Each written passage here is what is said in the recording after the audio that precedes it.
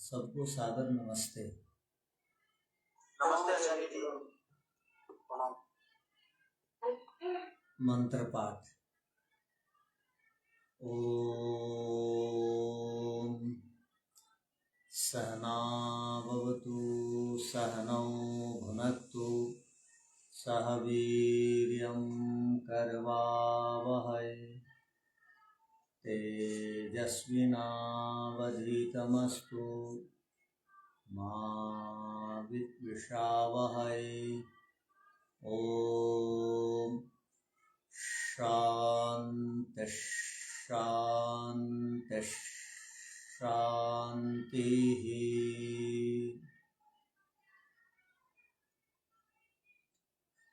ओम नमस्ते गुरु जी। एक छोटी सी बात पूछे गुरु जी, इसमें 529 मंत्र हैं या 530 हैं?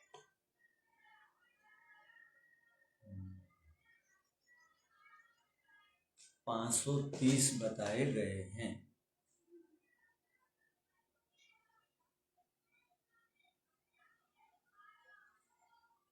कुछ लोग 28 भी बोलते हैं, किंतु हम पढ़ेंगे 530।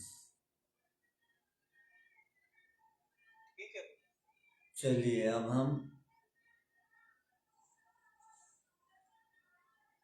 न्याय दर्शन की कक्षा का शुभारंभ करते हैं। न्याय दर्शन का अपना विषय प्रमाण है। प्रमाण के बिना कोई भी जानकारी नहीं मिलती, अर्थात ठीक जानकारी नहीं मिलती। गलत जानकारी मिलती है तो गलत जानकारी को ही भ्रांति कहते हैं, अंधविश्वास कहते हैं। आज जो अंधविश्वास फैला है उसके पीछे कारण प्रमाण के बिना वस्तु को स्वीकार कर लेना।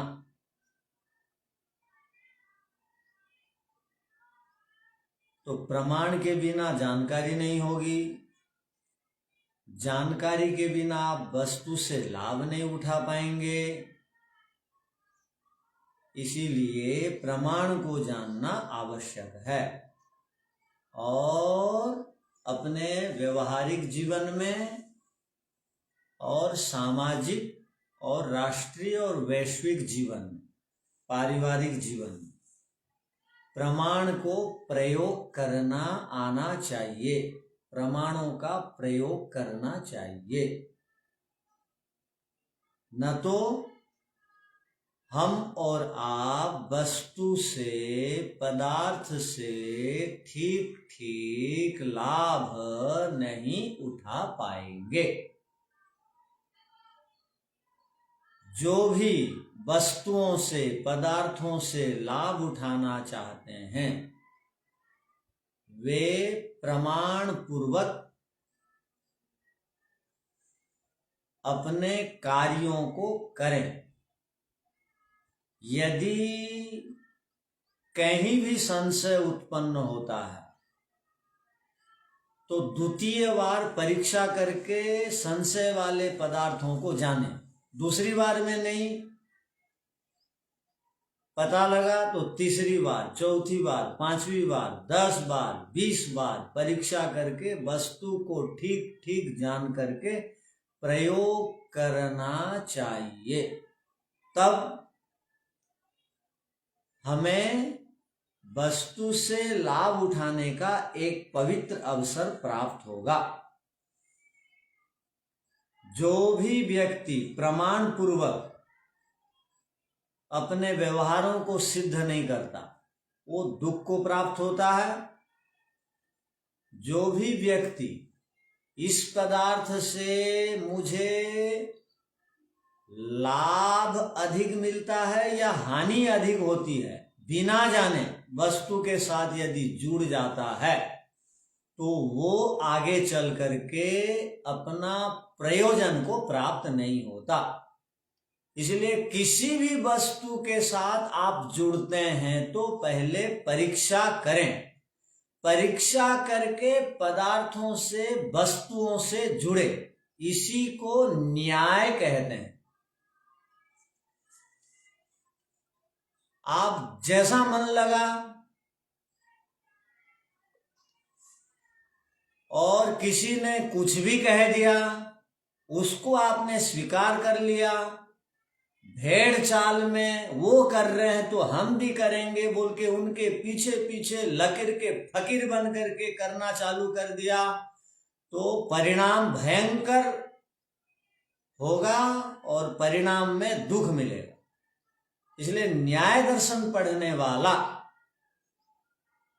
नई लकीर बनाता है, अर्थात वेद की लकीर में चलता है, न्याय का अतिक्रमण नहीं करता है। अब आप और हम लोग न्याय दर्शन पढ़ रहे हैं।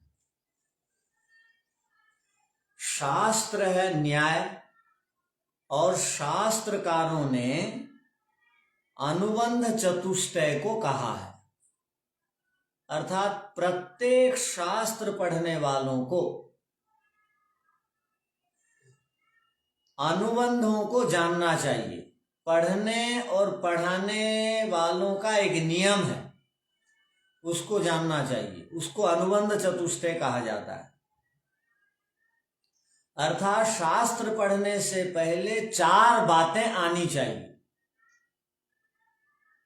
आप आगे चल करके न्याय दर्शन को विधिवत पढ़ने वाले हैं तो आपको ये 4 बातें ध्यान में रखने की आवश्यकता है। वो बातें कौन सी हैं? अनुबंध कहते हैं, अनुबंध कहते हैं शर्तों को और पीछे चलने को और बंधे हुए रहने को। अनु कहते हैं पीछे, वेद के पीछे बंधे रहना है, शास्त्र के पीछे अपने आप को बांध देना है, इसको अनुबंध कहते हैं। आप किसी भी क्षेत्र में कार्य के लिए उतरते हैं तो कुछ नियम, उस कंपनी के अपने कुछ नियम होते हैं और आपस में लिखा पढ़ी होती है, तब वहां पर आप प्रवेश करते हैं और कार्यों को करते हैं। तो शास्त्र में अब आप प्रवेश करने वाले, तो शास्त्र का नियम से आपको परिचय होना पड़ेगा। तो न्याय का विषय क्या है जानना पड़ेगा। किसी भी शास्त्र को आप पढ़ते हैं तो पहले आपको विषय जानना पड़ेगा। अनुबंध चतुष्टय का प्रथम शब्द है विषय, अर्थात आप अभी जिस शास्त्र को पढ़ रहे हैं उस शास्त्र का क्या विषय है, इसको जानना आपको जरूरी है।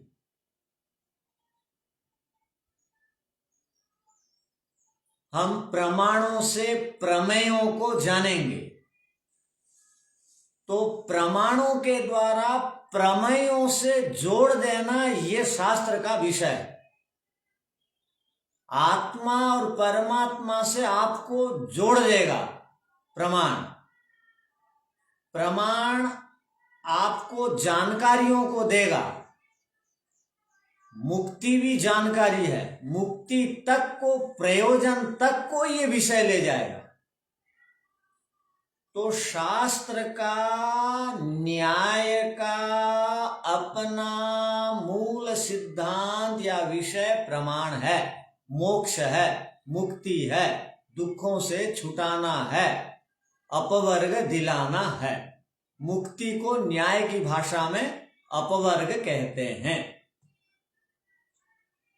तो अनुबंध चतुष्टय में प्रथम शब्द है विषय का। विषय के बाद अधिकारी। आप न्याय को जानने की इच्छा रखते हैं क्या? आपकी जिज्ञासा है क्या जानने की? यदि जिज्ञासा है तो न्याय में आप प्रवेश करेंगे, न्याय के अधिकारी बनेंगे। आपको मैं जिस भाषा से पढ़ा रहा हूं वो भाषा यदि नहीं समझ में आती तो आप न्याय के अधिकारी नहीं बनेंगे। आपको न्याय पढ़ने के लिए सामान्य संस्कृत की भी आवश्यकता है। अगर मान लो संस्कृत नहीं भी आती है तो हिंदी तो आपको समझना पड़ेगा। बिना हिंदी जाने, बिना हिंदी के अधिकारी बने आप न्याय विषय में प्रवेश नहीं कर सकते। तो अधिकारी माने योग्यता, अधिकारी माने आप न्याय की जिज्ञासा रखते हैं क्या, तो अधिकारी बनना पड़ेगा आपको।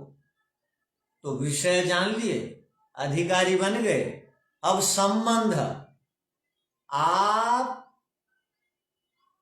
का विषय है प्रमाण, और प्रमाण को समझाने के लिए सूत्र शैली में, वार्तिक शैली में, व्याख्यान शैली में यहां पर विविध विषयों को बताया जाएगा, मुक्ति तक को खोला जाएगा।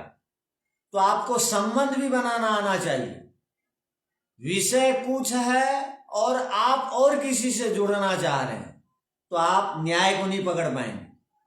शास्त्र और उसे पढ़ने वाले के बीच का जो संबंध है, इससे हम सबको जुड़े रहना चाहिए। अपना संबंध को विस्मरण नहीं होना चाहिए। एक होता है प्रतिपाद्य, एक होता है प्रतिपादक। प्रतिपादक विषय को प्रतिपादन करने वाले हैं सूत्र। सूत्र और विषय से आपको जुड़े रहना पड़ेगा, शास्त्र से आपको जुड़े रहना पड़ेगा, शास्त्र के विषय से आपको जुड़े रहना पड़ेगा, और अपने आप को शास्त्र के साथ जुड़े रखना पड़ेगा, संबंध बनाए रखना पड़ेगा। आलस्यता और प्रमाद यदि है तो संबंध आपका टूट गया। संबंध यदि टूट गया, एक दिन भी यदि पढ़ाई में अवकाश ले लिया, कक्षा में नहीं आए, तो दूसरे दिन आने से पहले आपको संबंध बनाए रखने के लिए पिछला विषय को सुन करके समझ करके आना पड़ेगा, न तो आप जुड़ नहीं पाएंगे, आपका संबंध टूट जाएगा। तो इसलिए एक होता है विषय, एक होता है अधिकारी, एक होता है संबंध, एक होता है प्रयोजन। आपको सदा ध्यान में रखने की आवश्यकता है कि शास्त्र का प्रयोजन दुखों से छुड़ाने वाला है। अर्थात आपकी जो चाह है, वो चाह, वो इच्छा को पूरी करने का दायित्व शास्त्र ने ले लिया है। आपका प्रयोजन अब पूरा होने वाला है। तो शास्त्र का प्रयोजन है हमारी इच्छाओं को पूरी करना, और हम सब आत्माओं की इच्छा है सुख को प्राप्त करना, दुखों से बच जाना। ये प्रयोजन को ये शास्त्र आपको पूरा करके देगा। कब? जब सिंह अस्य, आप सिंह बन जाएंगे और सिंह के समान मुख होगा। अस्य माने मुख, निर्भीकता आएगी आपके अंदर, आक्रामक बनेंगे और आप सत्य को स्वीकार करेंगे और असत्य को सूत्रम माने बांधेंगे। तब आपके दाहिने और बाएं हाथ में ध्वज रहेगा, आप हर जगह विजय को प्राप्त करेंगे। तो ये पढ़ने और पढ़ाने वालों के बीच में और शास्त्र को पढ़ने से पहले जो अनुबंध चतुष्टय से परिचित होना चाहिए, उससे संबंधित कुछ सामान्य बातें बताई गई। अब आगे बढ़ते हैं। आपको और हम लोगों को न्याय शास्त्र से जुड़ना है। तो न्याय को न्याय क्यों कहा जाता है? ध्यान रखिए, प्रत्येक भाषा में, संस्कृत भाषा में, हिंदी भाषा में 3 प्रकार के प्रचलित शब्द हैं। उन 3 प्रकारों के शब्दों को आपको ठीक ठीक पहले उनकी परिभाषाएं शब्दों की जानना पड़ेगा। तो प्रत्येक भाषा में 3 प्रकार के शब्द होते हैं। वो जो प्रथम प्रकार का शब्द है उसको कहा जाता है यौगिक शब्द, और जो भाषा में दूसरे प्रकार के शब्द प्रचलन में आते हैं उसको कहते हैं रूढ़ शब्द या रूढ़ी शब्द, और जो तीसरे प्रकार के शब्द आते हैं उसको कहते हैं योग रूढ़ी या योग रूढ़ी शब्द। ये 3 प्रकार के शब्द होते हैं प्रत्येक भाषा में। संस्कृत भाषा में भी हैं, हिंदी में भी प्रचलन में है। अब हम न्याय में अनेक शब्दों को जानेंगे। तो जब आप यौगिक किसे कहा जाता है, रूढ़ी किसे कहा जाता है, योग रूढ़ी किसे कहा जाता है जान लेंगे तो आप फटाफट शब्दों के अर्थ को निकाल लेंगे। ये जो न्याय शब्द है ना, न्याय दर्शनम में जो न्याय शब्द है, ये जो न्याय शब्द है महर्षि वात्स्यायन की दृष्टि से ये न्याय शब्द रूढ़ी अर्थ में प्रसिद्ध हो गया, प्रमाण अर्थ में प्रसिद्ध हो गया, किंतु व्याकरणकार रूढ़ी अर्थ में न्याय को नहीं बताते।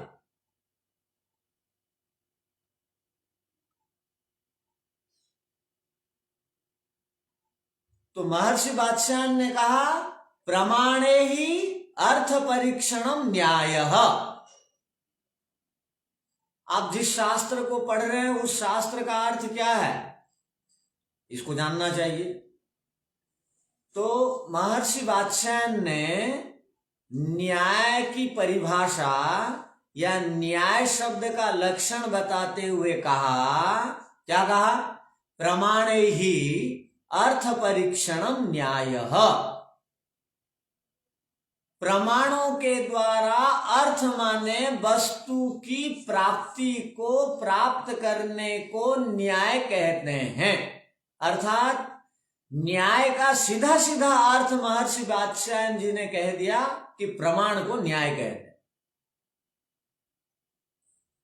हैं। न्याय बराबर प्रमाण, किंतु ये रूढ़ी अर्थ में प्रसिद्ध हो गया न्याय का अर्थ प्रमाण।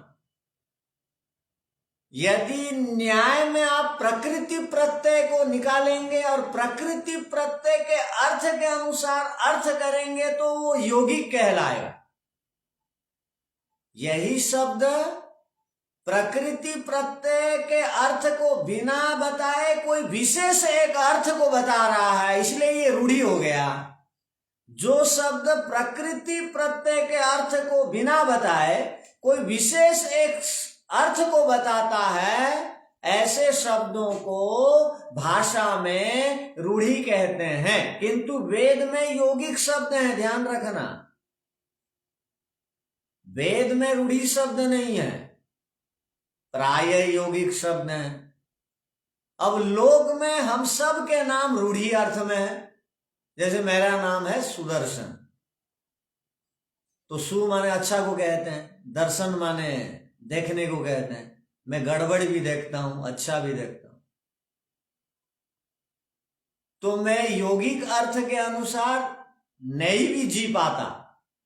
प्रायः नाम यौगिक नहीं है दुनिया में। जितने लोगों के आप नामों को देखेंगे वो सब यौगिक नहीं है, रूढ़ी। वो केवल माता पिता ने नाम दे दिया और व्यवहार की सिद्धि के लिए उन नामों का प्रयोग हम करते हैं, किंतु उस अर्थ को जीवन में नहीं जीते। वैसे प्रयत्न करना चाहिए जीने के लिए, यौगिक बनना चाहिए, रूढ़ी नहीं बने रहना चाहिए। यौगिक का अर्थ होता है कि उस शब्द में क्या प्रकृति है, क्या प्रत्यय है, और वो प्रकृति प्रत्यय क्या अर्थ को बताता है। जैसे न्याय में नी उपसर्ग है, ईणगतो धातु है,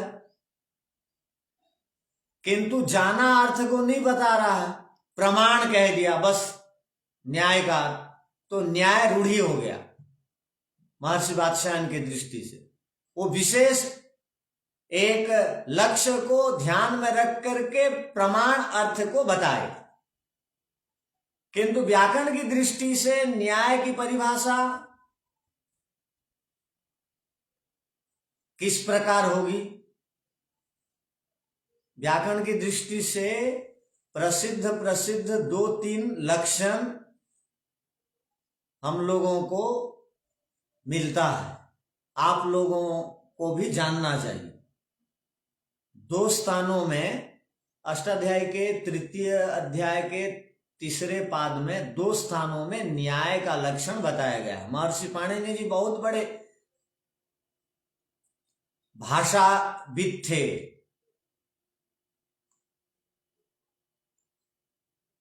तो उन्होंने 2 सूत्रों में न्याय की परिभाषा दी है। एक जगह उन्होंने लिखा, नियंति येन सत्यम स न्याय, जिसके द्वारा सत्य तक पहुंच जाते हैं या जो सत्य तक पहुंचाने वाला शास्त्र है उसको न्याय कहते हैं। आप न्याय पढ़ेंगे तो सत्य असत्य का विवेचन करने में सक्षम हो जाएंगे, सत्य को पकड़ लेंगे, असत्य को छोड़ देंगे। आप असत्य को ऐसा छोड़ेंगे कि कभी भी असत्य को और जीने की और प्रयोग करने की इच्छा होगी ही नहीं। तो जो सत्य तक पहुंचाने वाला शास्त्र है उसको न्याय कहते हैं। तो इसकी परिभाषा किस प्रकार बनी? नियंति येन सत्यम स न्यायः, ये एक परिभाषा बनी। महर्षि पाणिनि ने न्याय शब्द का एक पर्यायवाची शब्द दिया है, अभ्रेष। अभ्रेष, अभ्रेष, भ्रेष कहते हैं कुत्सित व्यवहार को, निंदित व्यवहार को। अभ्रेष कहते हैं श्रेष्ठ व्यवहार को। तो श्रेष्ठ व्यवहार, सुंदर व्यवहार वाला जो बन जाता है वो न्याय वाला है, अर्थात शोभन प्रशस्त व्यवहार। इसी के लिए एक शब्द उन्होंने लिखा, पदार्थानाम अनपचारो यथा प्राप्त करणम अभ्रेषः न्यायः। तो न्याय शब्द का अर्थ हम समझ रहे हैं। न्याय दर्शन में अब चलेंगे, अंदर प्रवेश करेंगे। न्याय शब्द का अर्थ क्या हुआ? भ्रेष का अर्थ होता है, भ्रेष का एक अर्थ होता है अनिश्चय, डगमगाना, स्थिर ना होना। जो भ्रेष वाले हैं वो स्थिर नहीं रहते हैं, और जो स्थिर नहीं होता है वो चंचल होता है, और जो चंचल होता है वो वृत्ति वाला होता है। जो वृत्ति वाला होता है वो एकाग्र नहीं होता है, जो एकाग्र नहीं होता है वो ध्यान में उसका मन नहीं लगता है। हर समय विचारों में परिवर्तन, स्थिर ना होना। हम लोगों ने वेद का नाम सुना, अथर्ववेद। अथर्व का अर्थ होता क्या है? थर्व माने हिलना, कांपना, हर समय डाउट में जीवन जीना, संशयात्मा बने रहना, ये थर्व बोलते हैं। अथर्व माने जिसके सारे संशय दूर हो। अभ्रेष माने जिसका सारा संशय दूर हो, जो निश्चयात्मक स्थिति में पहुंच गया, जो स्थिर हो गया, जो गंभीर हो गया, जो न्यायपूर्ण जीवन जीने के लिए तैयार है, वो अभ्रेष न्याय। तो न्याय का एक अर्थ हो गया निश्चय हो जाना, ध्रुव हो जाना, भटकना नहीं, अटकना नहीं, चंचल नहीं बनना। इसको कहते हैं अभ्रेष, इसको कहते हैं न्याय। तो न्याय की कितनी परिभाषाएं हो गई? 3। अब चौथी परिभाषा देखिए। न्याय को न्याय क्यों कहते हैं?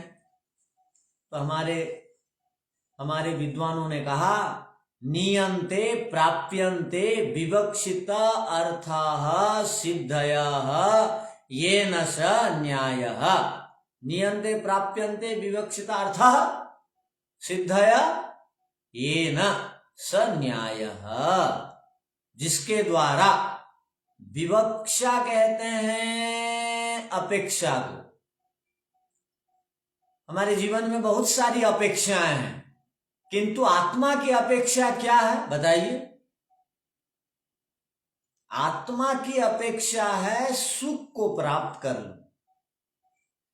इस अपेक्षा को पूर्ण करने वाला है न्याय। प्रत्येक आत्मा की जो अपेक्षा है इसी को कहते हैं विवक्षिता। अर्थ माने हमारी अपेक्षा है सुख वस्तु की प्राप्ति। आत्मा की अपनी एक इच्छा है और सबको पता है आत्मा की इच्छा पूरी होगी ईश्वर तत्व को प्राप्त करने के उपरांत। तो ईश्वर तत्व को प्राप्त करने से सुख मिलता है, वो आत्मा की इच्छा है। वो इच्छा को पूरा करा के देने वाला है ये न्याय। तो न्याय को न्याय क्यों कहा जाता है? ये परिभाषा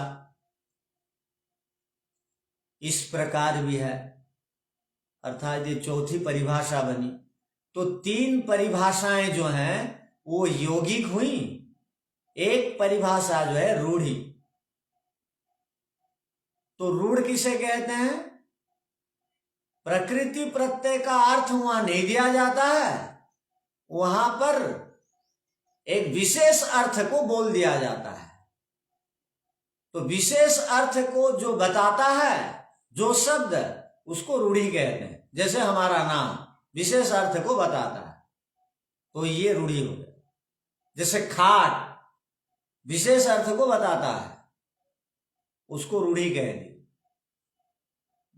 जिस किसी के भी नाम विशेष अर्थ को बताता है वो प्रकृति प्रत्यय के अनुसार अर्थ को नहीं बताता, इसलिए रूढ़ी।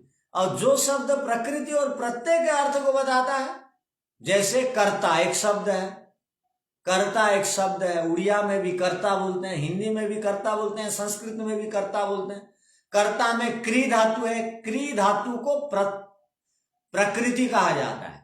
प्रातिपदिक या धातुओं को प्रकृति कहते हैं और उसके साथ जो प्रत्यय लगता है, जैसे कर्ता में त्रिच प्रत्यय बाला अर्थ बताता है, तो करने वाला। तो प्रकृति और प्रत्यय के अर्थ को जो बताता है जो शब्द उसको बोलेंगे यौगिक शब्द। वेद में यौगिक शब्द हैं। तो यौगिक शब्द के अनुसार भी शब्दों के अर्थ को आप निकालेंगे और जो रूढ़ी अर्थ में यदि पारिभाषिक अर्थ में कोई शब्द प्रसिद्ध हो गया उस अर्थ को भी आप स्वीकार करेंगे, क्योंकि भाषा में प्रचलन में तीन प्रकार के शब्द आते हैं। और योग रूढ़ी का अर्थ होता है जिसमें प्रकृति प्रत्यय भी है हो और रूढ़ी भी हो गया हो, उसको योग रूढ़ी कहेंगे। जैसे पंकज ये योग रूढ़ी शब्द है, इसमें प्रकृति प्रत्यय का अर्थ भी है, पंख में पैदा होने वाला कमल। अब प्रसिद्ध हो गया केवल कमल। जीव जंतुओं को भी जो कीचड़ में पैदा होने वाले जीव जंतु हैं उनको भी पंकज कहने से चलेगा, किंतु वो शब्द अप्रसिद्ध है, केवल प्रसिद्ध हो गया कमल, इसलिए योग रूढ़ी हो गया ये। तो कुछ शब्द योग रूढ़ी वाले हैं, कुछ शब्द रूढ़ी वाले हैं, कुछ शब्द यौगिक हैं। और न्याय शब्द में हम कुछ शब्दों को रूढ़ी में भी देखे, कुछ शब्दों को यौगिक भी देख रहे हैं। जैसे अब आप न्याय दर्शन पढ़ेंगे। न्याय दर्शन में 5 अध्यायों को 10 भागों में विभक्त किया गया है। 10 भागों में। वो भागों को विभागों को न्याय दर्शनकार बोलेंगे आह्निक। तो आह्निक यदि विभाग अर्थ में प्रसिद्ध हो गया तो इसको बोलेंगे रूढ़ी हो गया आह्निक। यदि इसका यौगिक अर्थ निकालेंगे, आह्निक का यौगिक अर्थ क्या होगा? आह्निक को अहन कहते हैं दिन को। एक दिन में होने वाले काम को आह्निक कहा जाता है, आह्निक। जैसे सत्यार्थ प्रकाश आप लोग पढ़ते हैं, सत्यार्थ प्रकाश में विभागों को समोल्लास कहा जाता है। योग दर्शन आपने पढ़ा, वहां विभागों को पाद कहा गया। सांख्य दर्शन आप लोगों ने पढ़ा, वहां विभागों को अध्याय कहा गया। और यहां पर विभागों को अध्याय के साथ साथ प्रत्येक अध्याय के 2-2 विभाग, किया गया है। प्रथम विभाग को कहा गया प्रथम आन्निक और द्वितीय विभाग को कहा गया द्वितीय आन्निक। तो आन्निक का अर्थ जब हम विभाग लेंगे तब वो रूढ़ी होगा, और आन्निक का अर्थ जब हम यौगिक लेंगे एक दिन में किए जाने वाला काम को आन्निक कहा जाएगा। तो एक दिन में जो काम हो जाता है उसको कहते हैं अहनी भवम आन्निकम। अहनी माने एक दिन में, भवम माने हो जाने वाला काम, आन्निक है एक दिन में जो काम हो जाता है। अर्थात गौतम ऋषि जिनको अक्षपाद भी कहा जाता था, गौतम ऋषि का एक नाम अक्षपाद है, ध्यान रखें। अक्षपाद का अर्थ क्या है? जिनके पैरों में आंख है उसको अक्षपाद बोलेंगे। पैरों में आंख, विचित्र बात। तृतीय नेत्र को कहते हैं, वो भाल में रहता है, मस्तक में रहता है। ज्ञान नेत्र को तृतीय नेत्र कहते हैं, किंतु ऋषि का नाम था अक्षपाद, वो यौगिक नाम है इनका। वो पैर में उनकी आंख थी, इसका अर्थ क्या है? अर्थात दृष्टिपूतम वाले थे वो। आप सत्यार्थ प्रकाश में पंचम समोल्लास में देखेंगे दृष्टिपूतम न्यसित पादम कहा गया, द्वितीय समोल्लास में भी ऐसा है। तो दृष्टिपूतम न्यसित पादम, पैर को आंख से देख देख करके रखना चाहिए। इसका मतलब सावधान होकर के, जागरूक होकर के चलने वाले को कहते हैं अक्षपाद, जो ज्ञान युक्त जीवन जीता है, एक पग पग भी असावधानी से नहीं चलता है, वो अक्षपाद है। तो हमारे ऋषि अक्षपाद हैं, गौतम जी, उनको इसलिए अक्षपाद कहा जाता था। आंख से देख करके, पैर में आंख था इसलिए सोच समझ करके कदम बढ़ाते थे।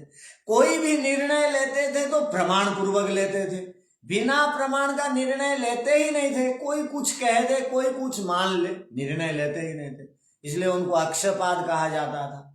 ऐसे ऋषि अक्षपाद, जो कि आप्त ऋषि थे, जिनके प्रत्येक वाक्य शब्द प्रमाण हैं, जो समाधि के द्वारा वेदों के सिद्धांतों को साक्षात्कार करके न्याय दर्शन के सूत्रों को जिन्होंने लिखा, वो अक्षपाद, जिनका मूल नाम गौतम है। गो कहते हैं इंद्रियों को, गो कहते हैं वाणी को, गो कहते हैं वेद को। जो वेद को पढ़ के तम माने अपने अज्ञान को समाप्त करने वाले थे, जो इंद्रियों के माध्यम से इंद्रियों को संयम करके अपने अंधकार को, अविद्या को ध्वस्त करने वाले थे, गो कहते हैं वाणी को, और तमप कहते हैं श्रेष्ठ को। जिनकी वाणी में श्रेष्ठता थी, दिव्यता थी, भव्यता थी, सत्यवादी थे, जो ऐसे गौतम ऋषि समाधि के द्वारा जिन सूत्रों को उन्होंने अनुभव किया और लिख दिया, एक दिन में जो काम किया जाता है उसको आन्निक कहते हैं। तो प्रथम अध्याय को उनको लिखने के लिए मात्र 2 दिन लगा, और 5वां अध्याय को लिखने के लिए 10 दिन लगा। 10 दिन में 550 सूत्र के लगभग, 530 सूत्रों के लगभग उन्होंने लिख दिया। ऋषि थे, समाधि के द्वारा ज्ञान को प्राप्त करके लिख दिए। उनको लिखने के लिए सूत्रों को 10 दिन लगा, और हमको पढ़ने के लिए अब कितना दिन लगता है देखते हैं, समझने के लिए। तो भी हमको समझने में असुविधा होगी यदि ध्यान नहीं देंगे तो। बीच में कई लोग छोड़ भी देंगे, डरपोक लोग छोड़ भी देंगे। तो किंतु हमारे पूर्वज ऋषि कई सूत्रों को एक एक दिन में लिख लेते थे, यही उनकी विशेषता थी। और उनके सूत्रों को जो 10 दिन में यदि वो सूत्र लिखे गए, तो उसकी व्याख्या के लिए वात्स्यायन जी को कितना तप करना पड़ा, वात्स्यायन जी को कितना तप करना पड़ा। वात्स्यायन जी को पक्षील स्वामी भी कहा जाता है। कल कुछ नाम बताए गए थे वात्स्यायन जी के, और भी कुछ नाम हैं उनके। वात्स्यायन, महर्षि वात्स्यायन को पक्षील स्वामी कहा जाता है, जो केवल न्याय का ही पक्ष रखते थे, और न्याय पक्ष के अधिकारी जो होता है उसको पक्षील स्वामी कहा जाता है। ये योगी का अर्थ हो गया। न्याय पक्ष के जो स्वामी थे, अर्थात न्याय युक्त, यथा तथ्य ही बोलते थे, यथार्थ बोलते थे, तो पक्षील स्वामी उनका एक नाम था। और उनका एक नाम मल्लनाग भी था। मल्लनाग, उसको मतल नाग भी बोलते हैं, वो मल्लनाग भी था उनका नाम एक। तो मल्ल कहते हैं बलवानों को, जो बलवानों में श्रेष्ठ थे, ज्ञान में श्रेष्ठ थे। नाग कहते हैं, ग कहते हैं जाने को। आपको पता है नाग जो जाता नहीं है उसको नाग कहा जाता है। तो वृक्ष जाता नहीं है, पहाड़ ठहरा हुआ रहता है, इसलिए उसको नाग भी कहा जाता है। तो ये विषय में इतना स्थिर और गंभीर होते थे, किसी के बात में चलते नहीं थे, वो न्याय के पक्ष में ही चलते थे, और बलवानों में श्रेष्ठ थे, इसलिए इनको बल्ल नाग भी कहा जाता था। तो देखिए, इनका नाम जैसा है वैसा काम भी इन्होंने किया। तो इसलिए यहाँ नामों को हम बता रहे हैं, माने जब जब जो जो नाम याद हमको आ रहा है इसलिए बता रहे हैं कि हमारे पूर्वजों का नाम कर्म के अनुसार था और यौगिक था। आज के लोगों के समान केवल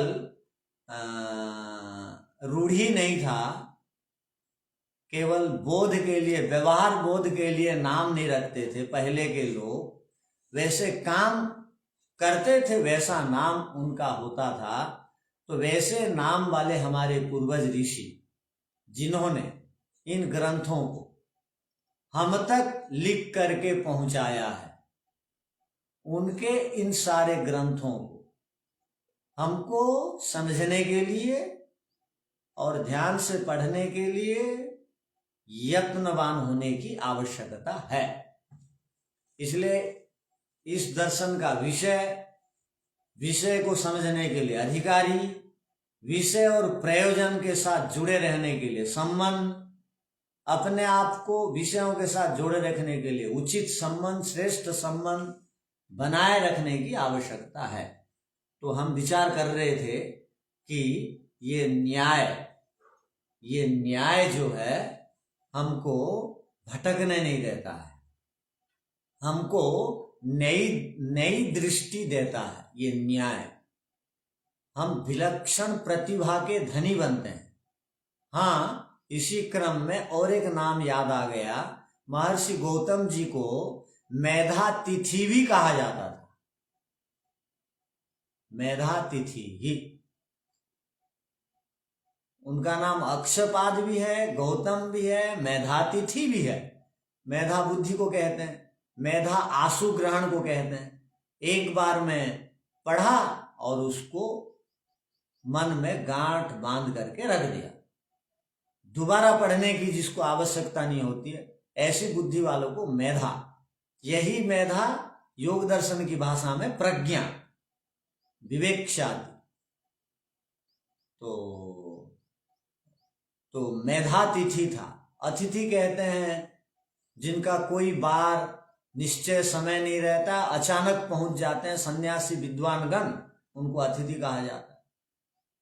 तो ये जब भी कुछ काम में लगते थे, कोई विषय कुछ भी पूछ लेता था, तो इनकी बुद्धि में सारे विषय अकस्मात आ जाते थे अतिथि के समय, बिना बताए। इसलिए हम जिस ग्रंथ को पढ़ेंगे उस ग्रंथ के रचयिता जो ऋषि हैं उनका नाम मेधातिथि भी था। मेधातिथि शब्द का अर्थ समझ में आ गया होगा।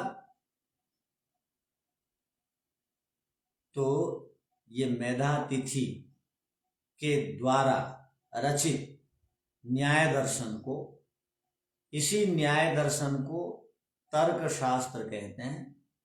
इसी न्याय दर्शन को आन्विकी शास्त्र कहते हैं। इसी न्याय दर्शन को प्रमाण शास्त्र कहते हैं। इसी न्याय दर्शन को हम गौतम ऋषि प्रणीत दर्शन शास्त्र कह रहे हैं, जिनका नाम अक्षपाद और मेधातिथि भी था, और जिसकी व्याख्या महर्षि वात्स्यायन जी ने की है। वात्स्यायन जी वत्स के संतान थे, तो जो वत्स का संतान है उसको वात्स्य कहते हैं, और वात्स्य से वात्स्यायन बनता है प्रत्यय लगा देने से। तो वत्स कहते हैं जो बढ़िया बोलता है, उत्तम बोलता है, प्रिय बोलता है, महत्वपूर्ण बोलता है, जो बोलता है बेकार की बात नहीं करता है, उसको वत्स कहते हैं। और ऐसे बेकार नहीं बोलने वाले, परिवार से आने वाले बेकार बोलेंगे कैसे? तो वत्स शब्द जो है ना, वद व्यक्त्याम वाची धातु से बनता है। तो वत्स प्रिय बोलने वाले, श्रेष्ठ बोलने वाले, उत्तम बोलने वाले। केवल बोलने वालों को वत्स नहीं कहा जाए। सामान्य झूठ बोलने वाले वत्स नहीं बनेंगे। तो जो न्याय पढ़ेगा वो ठीक बोलेगा, जो न्याय पढ़ेगा वो प्रिय बोलेगा, जो न्याय पढ़ेगा वो मधुर बोलेगा, जो न्याय पढ़ेगा वो दूसरों के समान नहीं बोलेगा, झूठ नहीं बोलेगा। दूसरे यदि कठोर बोलते हैं, न्याय पढ़ने वाला सहेगा। दूसरे यदि असत्य बोलते हैं, न्याय पढ़ने वाला समाधान देगा, विवाद नहीं करेगा, कुतर्क नहीं करेगा।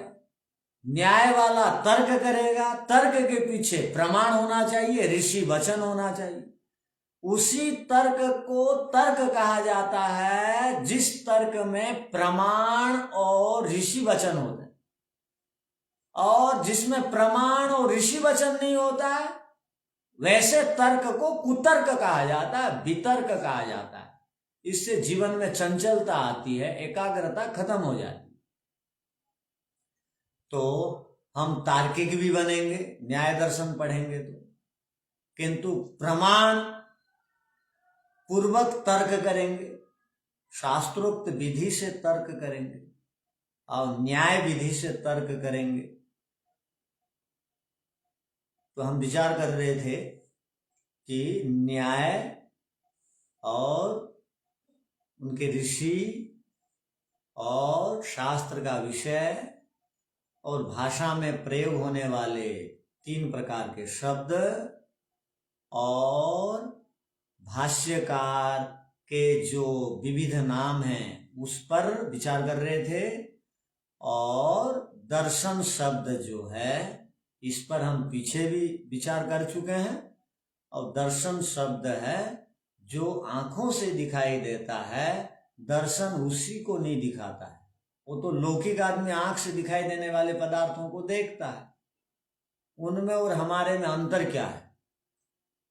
तो हमारे में उनमें अंतर यही होगा, पढ़ने के बाद हम जो चीजें नहीं दिखाई देती हैं उन चीजों को दर्शन पढ़ के प्रत्यक्ष कर लेंगे।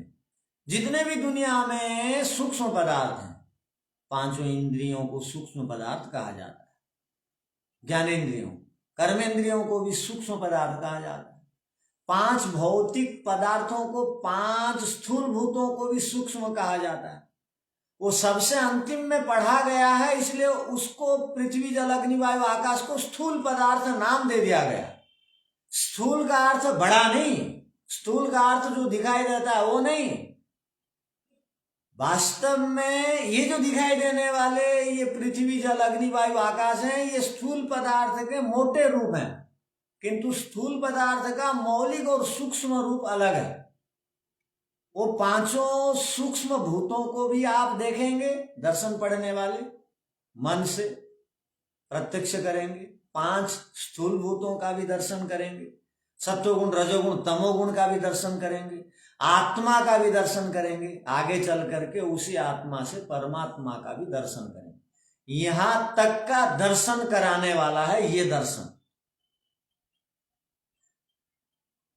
तो दर्शन शब्द हो गया स्पष्ट, न्याय शब्द स्पष्ट हो गया, विषय भी स्पष्ट हो गया। तो आगे हम लोग न्याय में अब प्रवेश कर सकते हैं। तो आज की कक्षा को इन्हीं शब्दों के साथ यहीं पर विराम देते हैं। ओम शांति शांति शांति। सबको सादर नमस्ते।